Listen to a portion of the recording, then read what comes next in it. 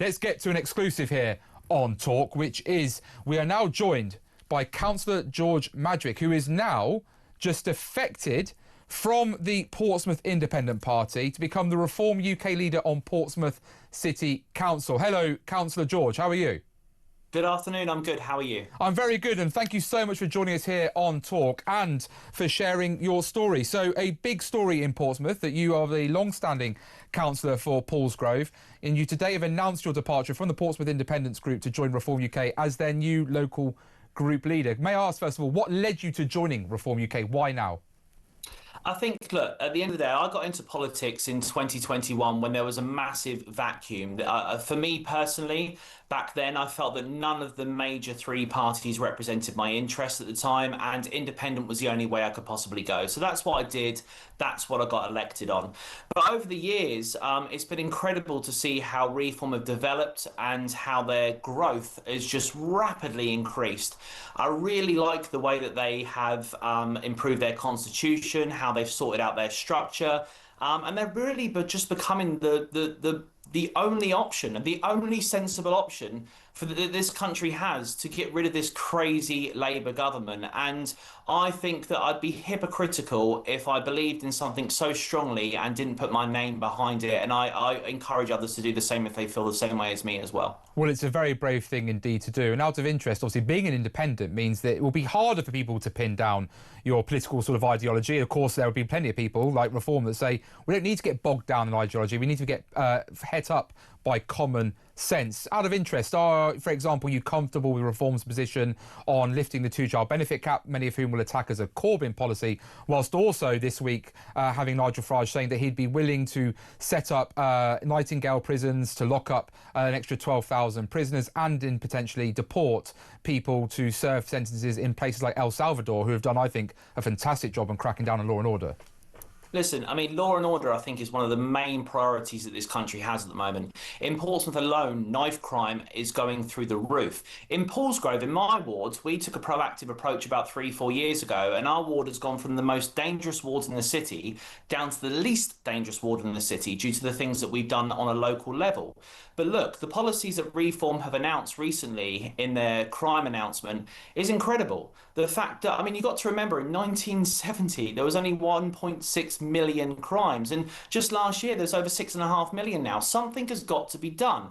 The Labour government are releasing prisoners early, which is causing more havoc on the streets. There's shoplifting is rife. The police aren't investigating appropriate crimes. Something has to be done.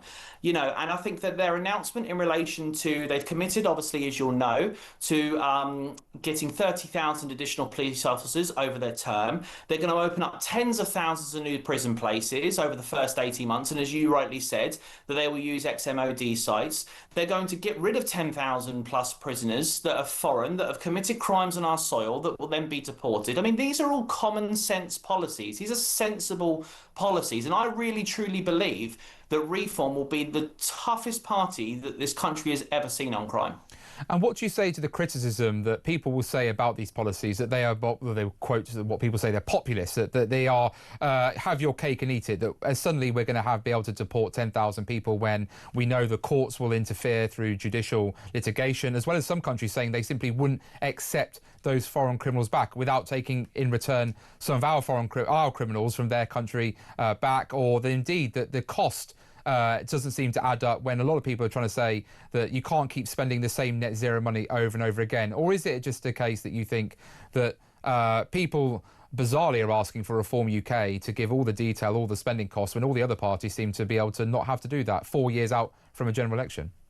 Listen, I mean, with all due respect, I mean, as I say, I'm not a Labour or Conservative in any regards. You know, I was an independent before making this decision today. But the one thing I have learned over the last 15 years of politics is you can't trust a single word that Labour or Conservatives put down on a piece of paper. It may as well effectively be torn up and thrown in a bin.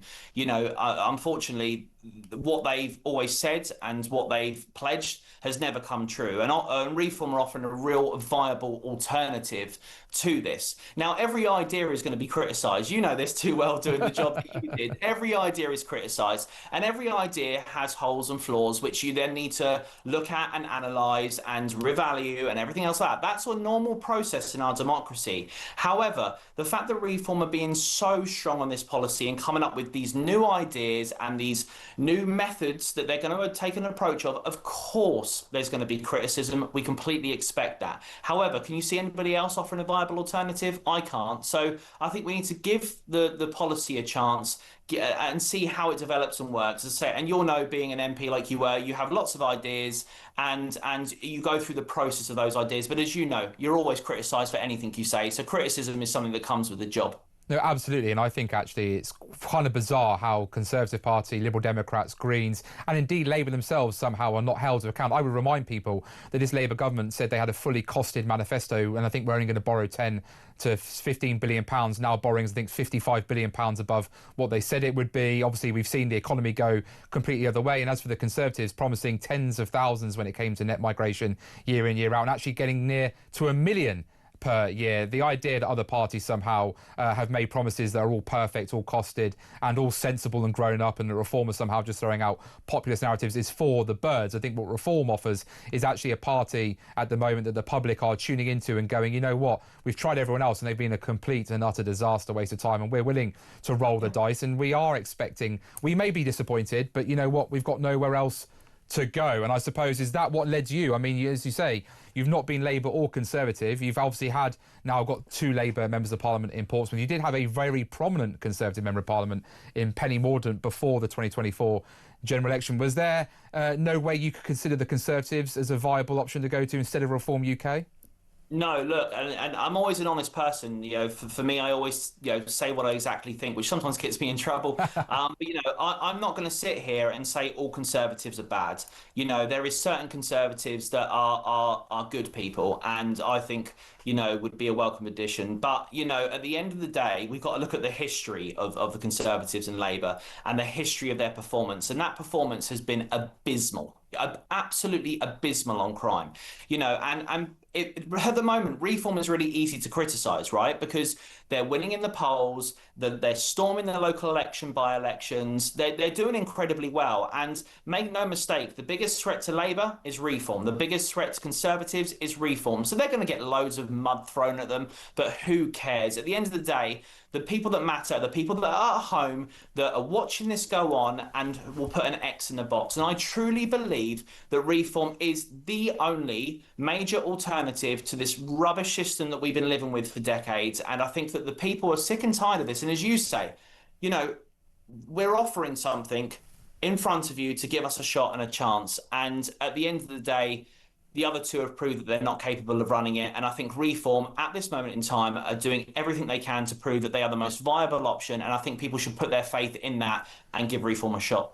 Well, thank you so much. That's Councillor George Madgwick, recent Reform defector from the Portsmouth Independent Party to Reform UK, where he now sits as a Reform UK group leader on Portsmouth City Council.